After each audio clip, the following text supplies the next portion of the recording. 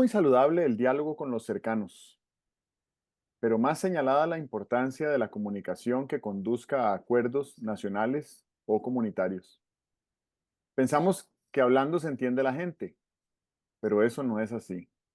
La gente se entiende cuando se comunica siguiendo algunas buenas prácticas.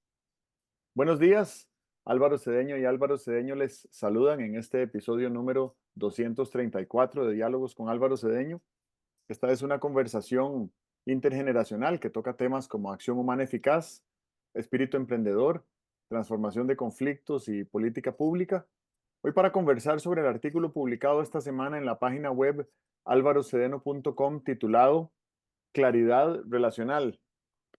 Papá, ¿qué tal estás? Muy bien, Bueno, muy bien. semana de cumpleaños. Ah, sí, sí, sí. Ok, Ujú, muy bien. Me, ujú. me llamó la atención este artículo porque ilustra la enorme complejidad que existe en las relaciones interpersonales, sobre todo en cuanto a comunicación se refiere. Hay múltiples capas, múltiples canales y múltiples mensajes y creo que hasta múltiples lenguajes que se intercambian cada vez que tenemos una conversación con una persona, más aún si lo hacemos de manera presencial, porque nuestro cerebro está diseñado para captar sutilezas no verbales que se pierden en la comunicación digital como esta. Ujú. Entonces, ahí tu artículo creo que elabora muy bien esa, esa complejidad y esa complejidad se transforma en problemática cuando asumimos que algo que decimos fue lo suficientemente claro como para que hubiera sido interpretado de la manera exacta como la quisimos comunicar, sin saber que tal vez fallamos desde el momento en que tradujimos pensamiento en palabras, pero te dejo para que nos elabores un poco más Claro. al respecto. Bien, bien atractivo me resulta a mí el tema. Eh, antes para escribir esta nota estaba revisando otras cosas que he escrito y me encontré una que ya no recordaba. Y es que cuando uno dice, pues chica, conversé con fulanita o conversé con fulanito y estuvimos todo el tiempo en la misma onda. Resulta que hay comprobaciones neuronales de que cuando uno siente que está en la misma onda con alguien, es porque efectivamente hay un comportamiento de los dos cerebros que permite afirmar que están en la misma onda. O sea, qué fácil es entenderse con la gente con la que uno tiene voluntad de estar de acuerdo, eh, y qué difícil es entenderse con la gente con la cual uno intenta comunicarse partiendo de una sospecha, partiendo de una duda, eh, partiendo de un interés muy personal en algo y entonces no es fácil entenderse con otro a quien uno quiere, ¿cómo le diríamos? Que haga lo que yo quiero, ¿verdad? O a quien uno está intentando manipular, ¿verdad? Eh, el tema es viejito, es viejito. En el año 52, Carl Rogers y Berger escribieron un artículo. El nombre es muy lindo, ¿verdad? Eh, Barreras y avenidas hacia la comunicación. Pero tiene un subtítulo que desde que vi ese artículo, y no lo vi en el 52, ¿verdad? En el 52 yo estaba empezando el colegio. Lo vi en los 60. El subtítulo es El fatídico proceso del señor A que intenta comunicarse con el señor B. Es que entendernos es, creo yo, que lo menos probable. Desde el punto de vista de la pura comunicación, entendernos es lo menos probable. Claro, lo que se puede hacer es diseñar unas circunstancias donde se aumente la probabilidad de entenderse, ¿verdad? Por ejemplo, los que son socios, los que son colegas, los que son miembros de un equipo tienen más probabilidad de entenderse que los que no son todo eso.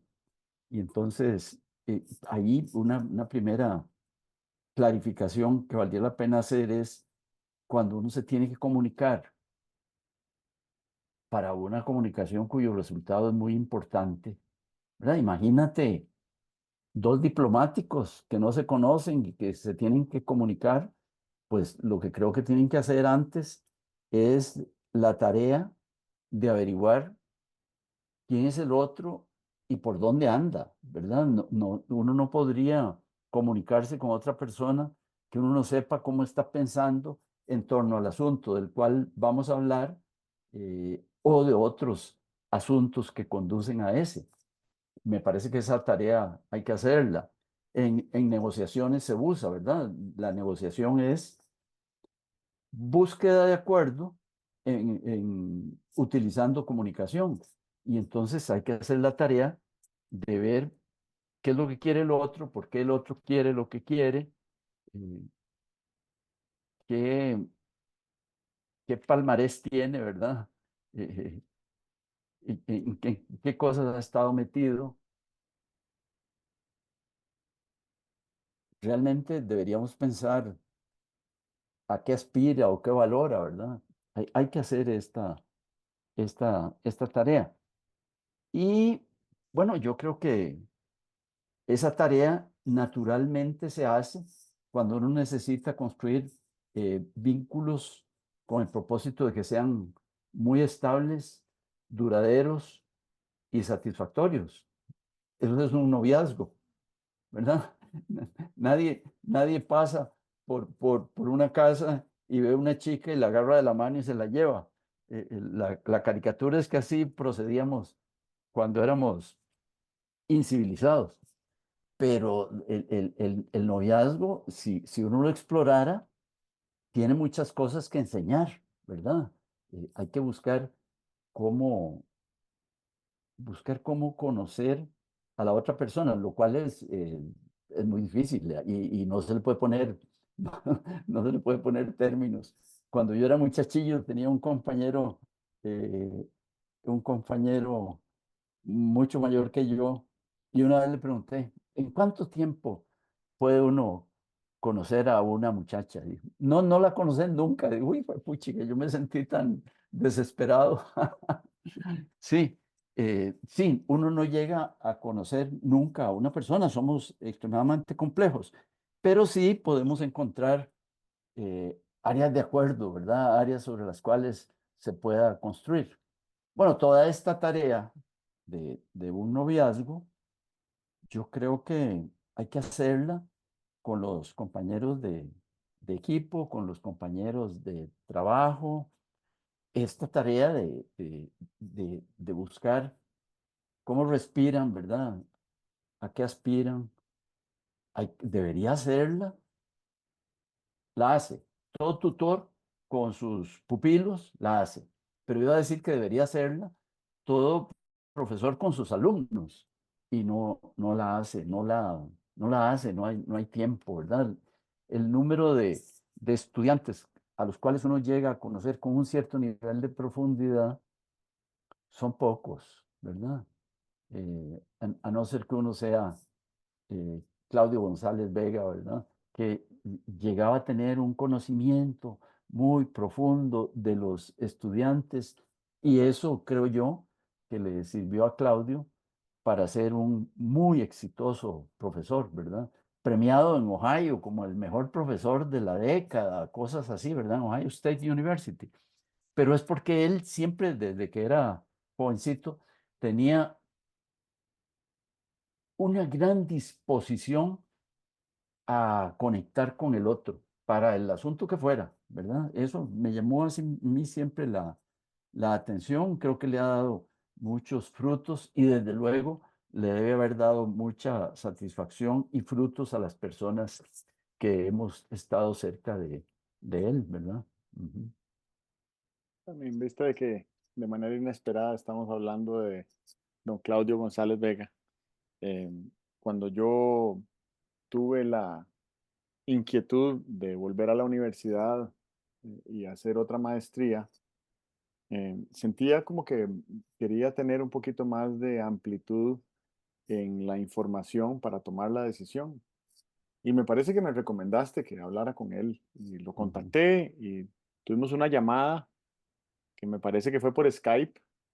Esto debe haber sido 2008 por ahí. ujú, Y él, con muy poco esfuerzo, por lo menos así lo percibí yo, en muy poco tiempo, con unas cuantas preguntas muy activadoras, me pudo dar una recomendación acertadísima sobre a qué escuela apuntarle, ¿verdad? Y creo que ese acierto a mí me pareció casi como mágico de parte de él, que ujú. pudiera darme esa claridad de recomendarme una universidad que yo no conocía, yo no sabía que existía.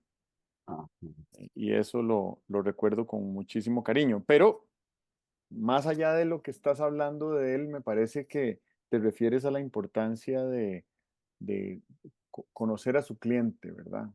Eh, ujú, y bueno, y el cliente es no solo la persona con la que hacemos una transacción eh, económica entre bienes y servicios y dinero, sino personas a las que servimos, ¿no? Cualquier acto de servicio que hacemos muchos todos los días, sí, aunque no nos demos ujú, cuenta, sí, aunque no los facturemos, eh, podrían ser muchísimo más eficaces y más de mayor impacto si conociéramos mejor a nuestro cliente. claro, Mm, Sobre todo en el mundo actual en el que vivimos, donde hay economía colaborativa, la economía del compartir, la economía de la atención, la economía del talento, la economía digital, y nos comunicamos de múltiples maneras diferentes a como nos comunicamos por decenas de miles de años hasta hace 20. Y hace 20 años de repente nos comunicábamos por email, digamos, email, y hace 30 años por fax, pero hace 10 ya empezamos a comunicarnos por redes sociales y yo diría que hace 5 se difundió de manera global la comunicación en mensajes cortos de texto, que además ahora no son solo de texto, también hay imágenes y mensajes de audio y videos y demás. Altamente complejo.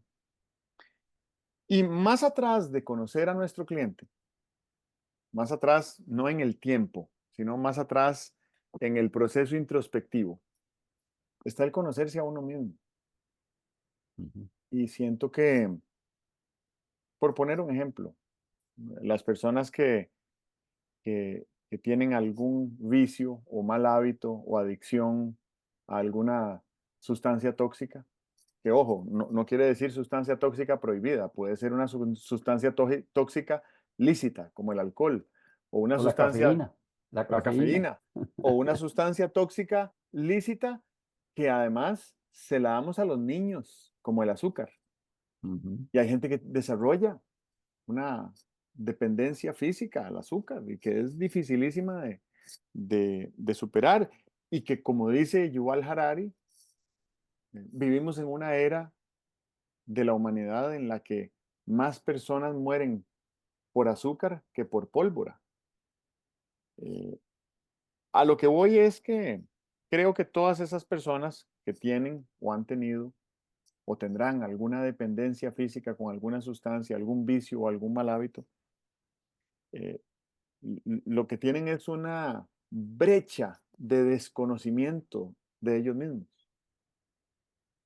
Y que si lograran cerrar esa brecha y conocerse en su versión más auténtica, me parece que sería más probable que dejaran de tener ese vicio o ese mal hábito. Lo creo, lo creo firmemente y lo creo además con, con la experiencia y, y el conocimiento de causa que tengo sobre mi propio proceso, ¿verdad?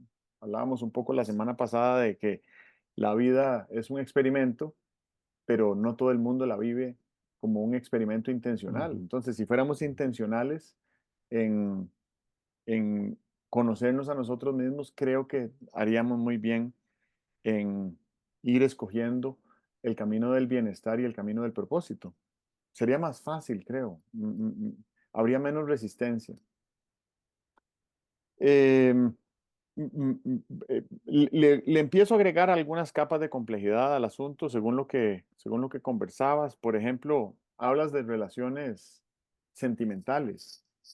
A mí siempre me ha llamado la atención cómo es posible que las personas se casan por amor y se divorcian por odio, ¿verdad? No, no en todos los casos, pero en muchísimos casos un matrimonio se, se forja desde el amor y se desmantela desde el odio. ¿Cómo puede ser que eso pase? ¿Y cómo puede ser que pase tanto? ¿Y cuáles serían antídotos o eh, eh, formas de evitar que eso sucediera? Bueno, me parece que lo primero es entender que eh, con el paso del tiempo continuamos cambiando, ¿verdad? Creo que ya hoy todo el mundo sabe, hace 25 años era muy novedoso, pero hoy todo el mundo sabe que nuestro sistema a nivel celular se renueva. Cada ciertos días ujú, tenemos un órgano completamente nuevo porque ujú. en 40 días todas las células de un hígado se regeneraron en células nuevas. Entonces mi hígado de hoy es completamente diferente en cada una de sus células al hígado que tenía hace, no sé, 40 días. No, no sé exactamente cuál es el periodo de renovación de las células de un hígado, pero esa es la idea, ¿verdad? Que renovamos todas las células del ojo, de la lengua. eh, pues el pelo es una de las maneras de regeneración celular más visibles y notorias, sobre todo quienes nos lo recortamos con cierta periodicidad. Y entonces, qué complicado es estar en una relación sentimental donde el individuo está cambiando en todo momento y hay una pareja que es una entidad nueva que por esa misma, por ese mismo proceso de transformación individual, la misma pareja va cambiando, ¿verdad? Ni hablar de lo que significa el nacimiento de un hijo en esa pareja, porque entonces aumenta la cantidad de relaciones que existían. Y si antes había una relación mía conmigo mismo, esa es una relación, es de lo que estamos hablando de conocerse a uno mismo. Yo me relaciono conmigo mismo. Mi pareja se relaciona con ella misma. Mi pareja y yo nos relacionamos, ahí ya vamos tres. Y al momento de nacer un hijo, cada una de esas tres entidades originales establece una relación nueva con un hijo que además algún día empezará su proceso consciente de conocerse a sí mismo. Em, y después aterrizo en lo que empezaste, que es la dificultad de comunicarse en ese contexto de tantísima volatilidad y complejidad. Casi pareciera como si estuviéramos en todo momento en tiempos de crisis y estamos tratando de ver cómo nos aferramos a algo que medianamente se parezca a un acuerdo que nos traiga paz. Y lo primero que anoté fue el título de un libro que salió del programa de negociación de Harvard que se llama Conversaciones Difíciles. Y, pues lo que faltó decir a ese libro en el epílogo es que todas las conversaciones son difíciles. Todas. Ujú, ujú.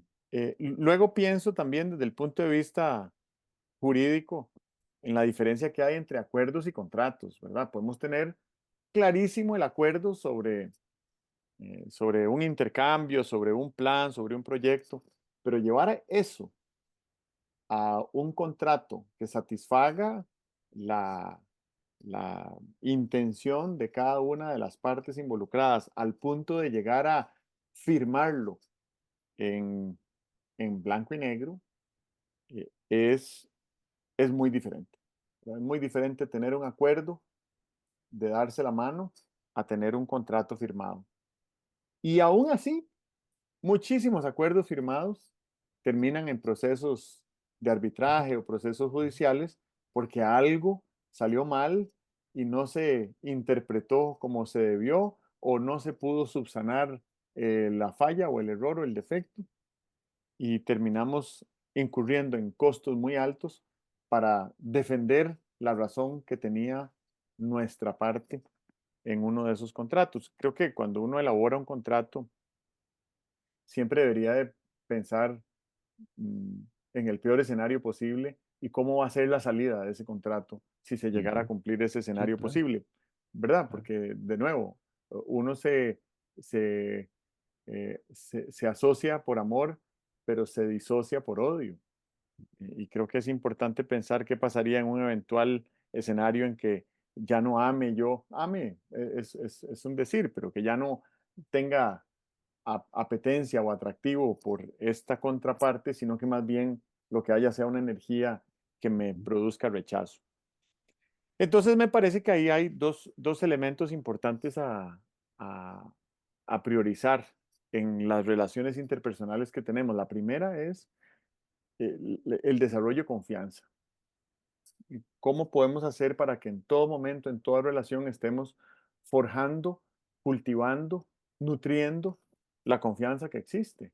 ¿Verdad? Y creo que hay múltiples maneras de hacerlo. Me parece que es difícil forjar confianza entre personas cuando hay mala intención. Si hay mala intención, entonces no creo que sea tan fácil y claro y sencillo crear confianza. Habría que ser un genio del engaño para poder crear confianza genuina con otra persona cuando en realidad la intención es engañarla. Y el otro elemento importantísimo a tomar en cuenta es la afinidad. Y afinidad lo que quiere decir es, bueno, imaginemos que estamos afinando las cuerdas de una guitarra, que tiene que tener cada una nota específica y la forma de afinar la guitarra es bastante interesante porque una misma cuerda majada en una posición diferente debería de generar la misma nota de la cuerda anterior. Entonces, todas están afinadas. Hay afinidad entre las cuerdas y eso permite que haya armonía en la, digamos, en la práctica del instrumento. Y creo que entre seres humanos, en materia de comunicación, esa afinidad se logra buscando elementos comunes. Y esos elementos comunes yo creo que son importantes porque nos generan una sensación de que estamos en el mismo barco. Mm, y me gusta mucho la expresión del área de la educación intercultural que dice que las semejanzas nos unen y las diferencias nos enriquecen. Pero yo creo que la parte de que las semejanzas nos unen es a lo que me refiero por esa búsqueda de afinidad, ¿verdad? Nosotros no vamos a tener afinidad nunca por apoyar a equipos de fútbol adversarios, pero sí podríamos tener afinidad si apoyamos juntos a la misma selección nacional. Sí, Entonces, en el desarrollo de esa afinidad, creo que vamos conociéndonos y sintiendo que en esos temas estamos en el mismo barco. Así que cuando uno conoce a una persona o está en el proceso de negociación de alguna gestión o trámite o incluso de un negocio, es siempre muy importante desarrollar afinidad y saber que uno puede recurrir a esos elementos afines cuando sienta que sea necesario, que por ejemplo, cuando hay alguna falla de comunicación o se sienta que la energía no está fluyendo de manera clara y transparente, siempre se puede recurrir a esos lugares de afinidad. Pero si no se han creado los lugares de afinidad, entonces es muy difícil devolverse a algo conocido que nos pudiera ayudar a rescatar la gestión o la negociación en la que estamos. me parece que estás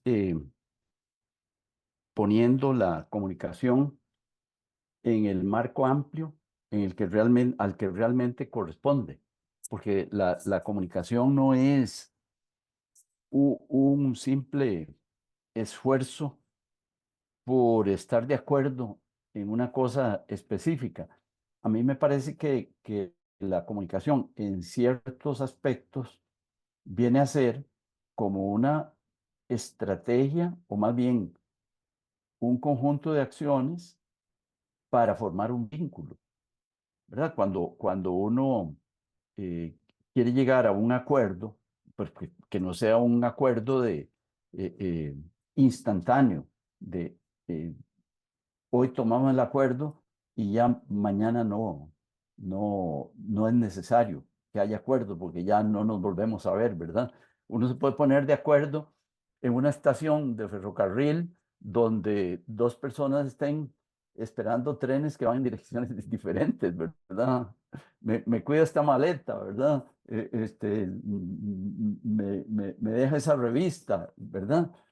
Ok, pero los ejercicios de comunicación más importantes son aquellos que hay que hacer de manera repetida para crear un vínculo sólido. A todos nos interesa tener un vínculo sólido con nuestro jefe, ¿verdad? O nos interesa, si somos jefes, tener un vínculo sólido con las personas que trabajan con nosotros.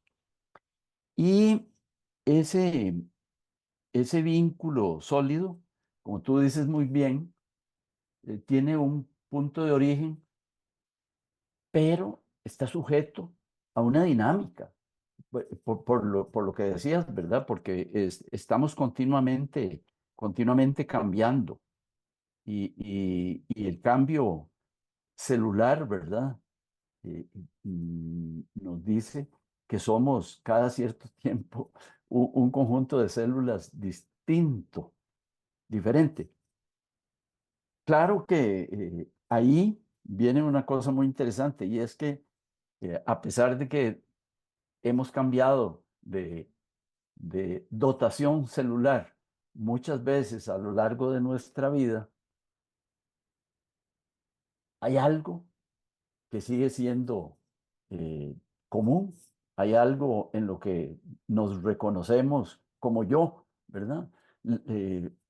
Ocurre que uno se da cuenta de cómo era diferente ahora, de cómo es de diferente ahora a cuando era estudiante colegial o estudiante universitario o profesional joven.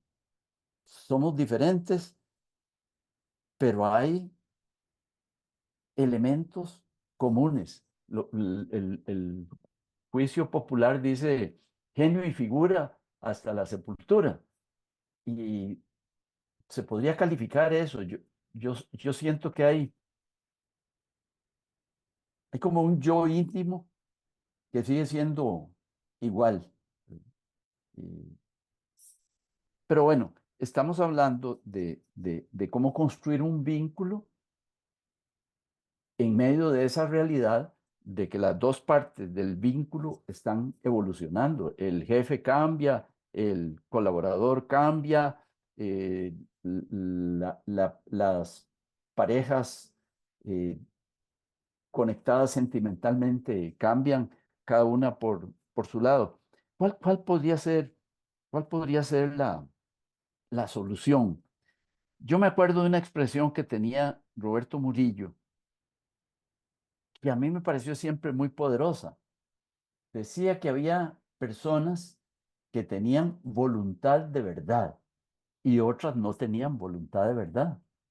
Pero eso no es solamente, yo no digo mentiras, no, es una persona que sienta un impulso por encontrar la verdad, que se sienta desafiada por multitud de situaciones y tal, donde quiere encontrar la verdad.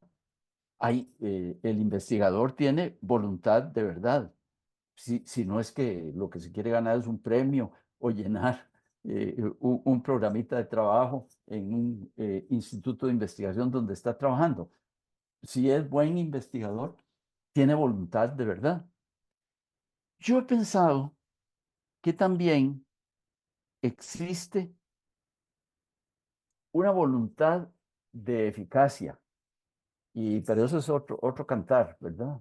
un ejecutivo no le salen las cosas bien porque eh, tiene eh, estudios o colaboradores muy buenos o una remuneración muy interesante.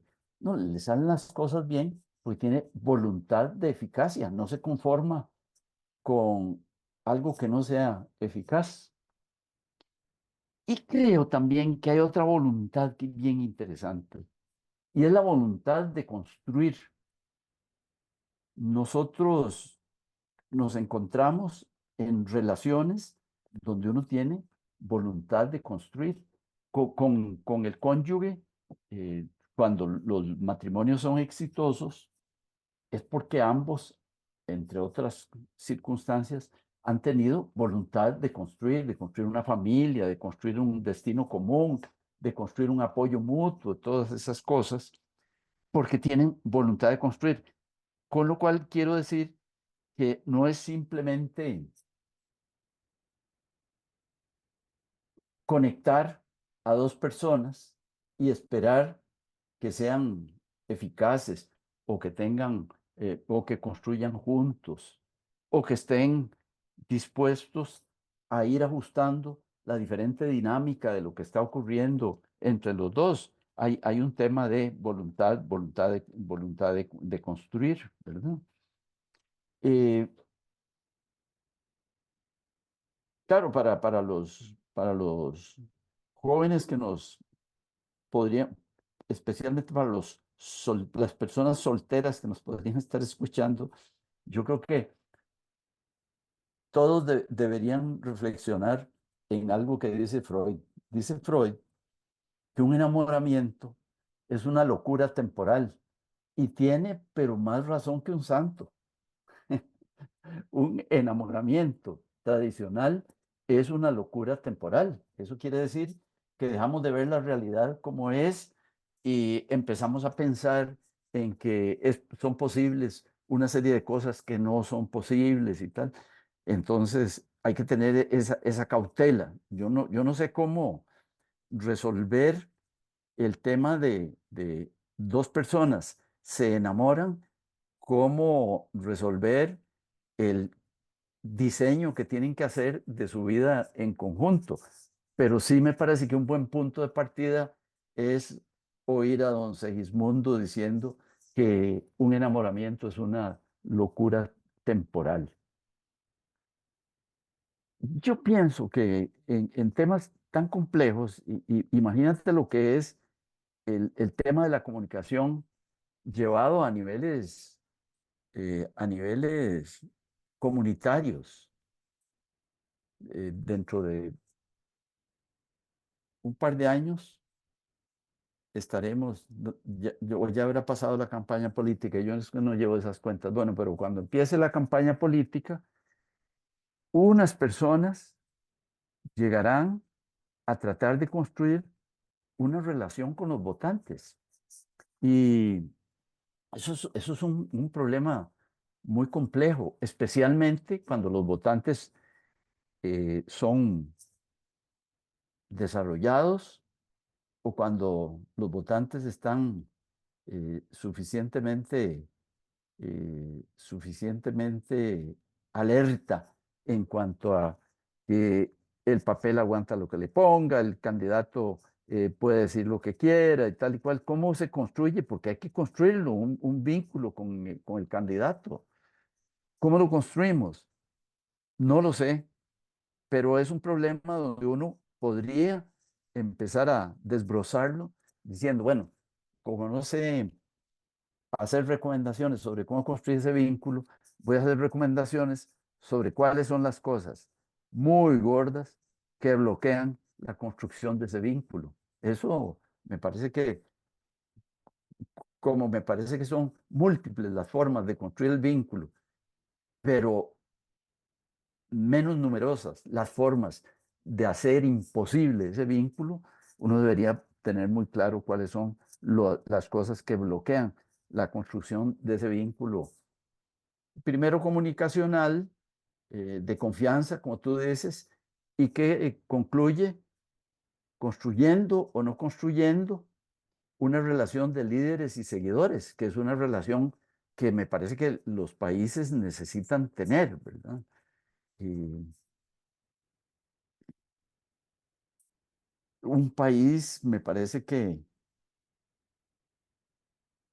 funciona mejor, progresa más, se desarrolla más si tiene la suerte de tener en 50 años de historia eventos de construcción del liderazgo, porque el liderazgo allana mucho el camino, el liderazgo entusiasma, el liderazgo muestra eh, expectativas, muestra aspiraciones. Es mucho más fácil desarrollar a un país si se cuenta con eso de vez en cuando, de tiempo en tiempo, que si no. Y entonces el tema del liderazgo viene a ser primero un tema de comunicación. Y yo lo que estoy proponiendo es que tomemos la perspectiva del liderazgo como problema de comunicación, partiendo no de qué hay que hacer para construir una buena comunicación, sino de cuáles son los bloqueos que echarían por tierra la posibilidad de ese liderazgo o de esa comunicación. Vieras que ahora que estabas hablando de la locura temporal, hace unos meses un médico muy, muy distinguido eh, en su país de origen, que además es un empresario muy exitoso y una persona que ha tenido una relación cercana con figuras espirituales de renombre global, una persona a la que le creo lo que me dice, me estaba diciendo que ese enamoramiento que genera una atracción sexual entre un hombre y una mujer es un mecanismo diseñado para la procreación Sí, claro. y Ujú, que me decía él que después de que se, después de que se gesta un bebé y que el bebé nace y que ese niño cumple 3 años, más o menos a los 3 años de edad del niño, el enamoramiento desaparece. Lo cual, pues no sé si es una verdad científica o es simplemente una hipótesis o una anécdota de parte del médico, pero eh, me hace pensar en el diseño biológico que tenemos los seres humanos, que somos seres sociales, y cómo solíamos vivir hace decenas de miles de años, ¿verdad? Hace 70.000 años no teníamos ni lenguaje, no teníamos lenguaje verbal, no había idiomas hace 70.000 años. Había cuevas, había frutas y había animales. Y había eh, eh, fuego y había mm, mujeres que se encargaban de alimentar a las crías y había hombres que se encargaban de traer los alimentos, ujú, pero no había familias, ni ujú, había ujú, relaciones de pareja, ni romances. ujú, Lo que había era chispazos de enamoramiento sexual que después de la gestación, pues dejaba de haber un vínculo, porque lo que había era unas mujeres con unos niños y unos hombres que digamos, proveían, ¿verdad? Porque si la mujer estaba con 5 niños, pues era muy poco lo que iba a poder hacer ella por eh, eh, procurar sustento para ella y para los niños. Pero los hombres que no tenían los niños sí podían estar bastante de su tiempo proveyendo para todos. Entonces vivíamos en hordas, ¿verdad? Y no había relaciones de pareja, ni familia, ni apellidos, ni bienes para heredar, ni divorcios. Y así fue como fuimos diseñados genéticamente, ¿verdad? Y a pesar de los últimos miles de años, desde que domesticamos la agricultura y creamos la institución de la familia y el derecho y la propiedad privada y todo eso, eso todavía no ha tenido mayor eh, influencia en nuestra programación genética. Entonces, nuestra programación genética es más así como de un disparador de un atractivo sexual entre dos personas que pueden procrear y, y fin, ahí se acaba la genética. Lo demás es construcción de instituciones, como diría el mismo Harari, hoy lo cito dos veces, instituciones ficticias, ¿verdad? La familia es una ficción, según Harari. Okay, se inventó en algún momento y ahora organizamos la sociedad.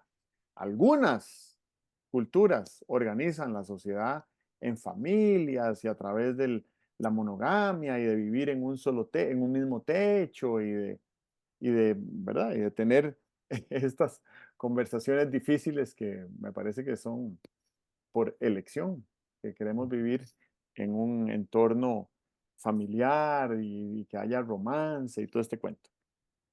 Todo este cuento que es quienes somos hoy como civilización por, por diseño de ficciones, no por diseño genético. Luego pienso en otras cosas que es por donde terminaste. La comunicación política, lo compleja que es la comunicación política. Para empezar, ¿para qué existe? ¿Verdad? Alguna vez hablábamos, creo que durante pandemia, en uno de estos diálogos, sobre el contacto tan escueto y efímero que tenemos con la persona que ejerce la presidencia de la República, ¿verdad? Eh, Tú escuchas un mensaje del presidente que dura 2 minutos y escuchas eso 2 o 3 veces al mes, punto.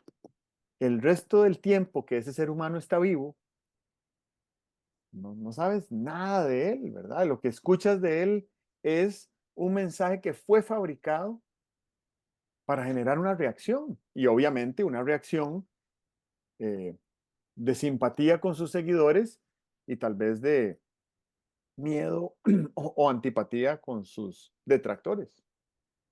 Entonces, la comunicación política es, de todo lo que habíamos estado hablando antes, la comunicación política es agregarle como combustible al fuego, ¿verdad? Y ahí es explosivo lo que sucede. Sobre todo en estos tiempos donde un mensaje del presidente se perpetúa en el tiempo y el mismo mensaje te puede seguir apareciendo, ¿verdad? O lo puedes tú mismo seguir circulándolo entre otras personas, a pesar de que ya, tal vez hasta pasó el contexto específico en el cual fue dado el mensaje. Antes, hace no mucho, 20 años, hace 20 años, cuando Abel Pacheco era presidente, los mensajes de Abel Pacheco, presidente, eran como los mensajes del doctor Abel Pacheco en televisión. Si podías, los escuchabas, y si no los escuchabas, el mensaje se había disipado para siempre en el éter. Ya no lo ibas a volver a escuchar. No había cómo volverlo a escuchar. Ujú. Y entonces, en 20 años ha cambiado muchísimo el tema de la comunicación política. Otro, otro tema del cual sé poco, el marketing. El marketing es otra manera de comunicación que apela directamente a las sensaciones y a los sentidos del ser humano para tomar la irracional decisión, porque según Daniel Kahneman, todas las decisiones de consumo son irracionales, de consumir un producto, ¿verdad? Tú me puedes justificar aquí durante 1 hora y media por qué te compraste un carro eléctrico. Sigue siendo una decisión irracional. Entonces, el marketing es esta ciencia, técnica, arte, muy artístico, ¿verdad? Recibe premios. Los grandes anuncios anuales en el mundo reciben premios como si fueran un Oscar, como si fuera una película, ¿verdad? Un documental. Eh, Diseñada esa ciencia para apelar a nuestras emociones y que sea incuestionable e inevitable consumir ese producto. Y después está la comunicación religiosa, que pues ahí ya yo creo que nos adentramos en un mundo todavía, todavía más intangible y más difuso, que tiene que ver con lo que sea que significa el espíritu, con lo que sea que significa la divinidad, con lo que sea que significa la cultura, con lo que sea que significa la vida en sociedad. Y se crean unos mensajes, en el caso de algunas religiones, los mensajes fueron creados una única vez. Y ahora lo que se hace en la comunicación religiosa es reinterpretar esos mensajes, pero el mensaje es uno, ¿verdad? El mensaje es uno. ¿Cómo lo reinterpreta la, la entidad religiosa? Esa es otra cosa y eso evoluciona en el tiempo, pero el texto no cambia, ¿verdad? Y bueno, creo que eso es otro elemento adicional, otro, otro grado de complejidad en este rico tema de gestión relacional que has traído hoy. Y bueno, yo creo que de esto podríamos hablar horas, pero me doy hoy por satisfecho. Yo cerraría con tres comentarios. La comunicación política, eh, hemos visto, por ejemplo, un viejo libro que se llamaba The Making of a President, cómo se usaban técnicas de mercadeo para fabricar a un presidente. Eh, Creo yo que la fabricación de un presidente y la venta mercadotécnica de un presidente tiene el problema de que al presidente, el presidente no es un producto singular o un producto común. Si los carros eléctricos no van a funcionar, eh, el, el- el- el perjuicio es para los compradores de carros eléctricos, número que no es infinito, es un número limitado y tal y cual. Si el anuncio de un determinado producto lácteo eh, está más allá de lo que se puede esperar del producto lácteo, pues los perjudicados son un cierto número de consumidores.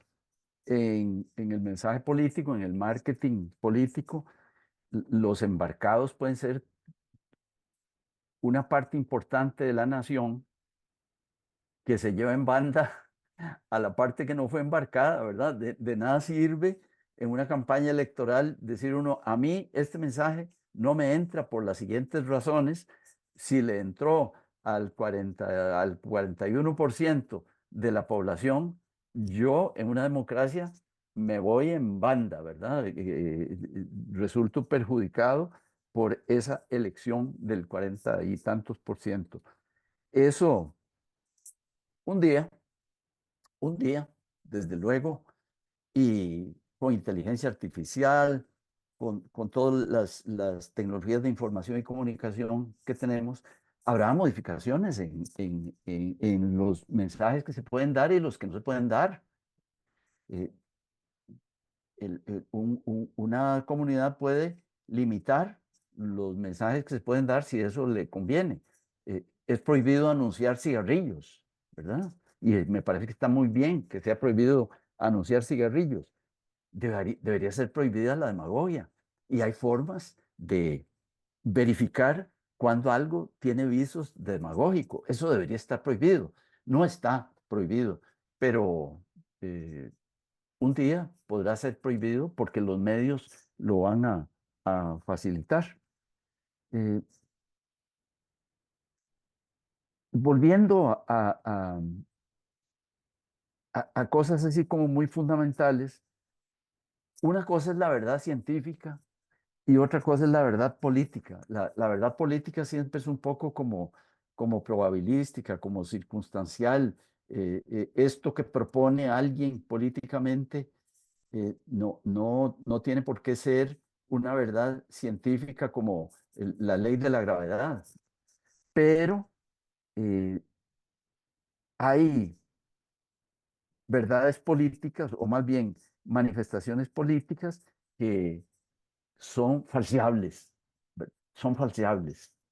Y esas verdades, o más bien mensajes políticos que son falseables, deberían servir para depurar el, el, el proceso de comunicación entre el conductor posible, el candidato, y los ciudadanos.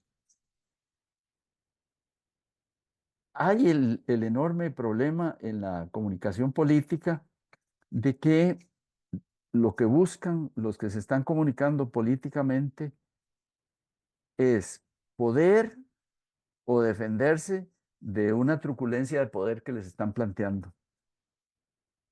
Y el poder, la necesidad de poder de algunos es ilimitada. Usted tiene poder y nunca es suficiente. Es como la ventaja competitiva. La ventaja competitiva usted la va haciendo crecer en las empresas, pero realmente en su inconsciente lo que usted querría es ser un monopolio, porque esa es la ventaja competitiva por excelencia. Aún en una democracia, cuando se obtiene poder político, creo que a no ser que la persona sea muy sensible desde el punto de vista democrático, lo que estará buscando es ver de qué manera se va agregando unos elementos que le permitan ejercer desde una autocracia. Y eso vale la pena ventilarlo en las campañas políticas y en los mensajes y tal, porque estamos más seguros cuando logramos entender que la necesidad de tender hacia la autocracia es más grande o más pequeña en algunos y la persuasión democrática es más grande o más pequeña en algunos. Esa sería una buena forma de transitar alrededor de las campañas políticas con mucho más seguridad y punto. Ya me termino la cosa. Muy bien, muchas gracias. Bueno, qué bueno hablar contigo. Igual, te Ok. dejo adelantado el primer saludo de cumpleaños de esta semana. Muchas gracias. Nos vemos. Ok, adiós. Chao.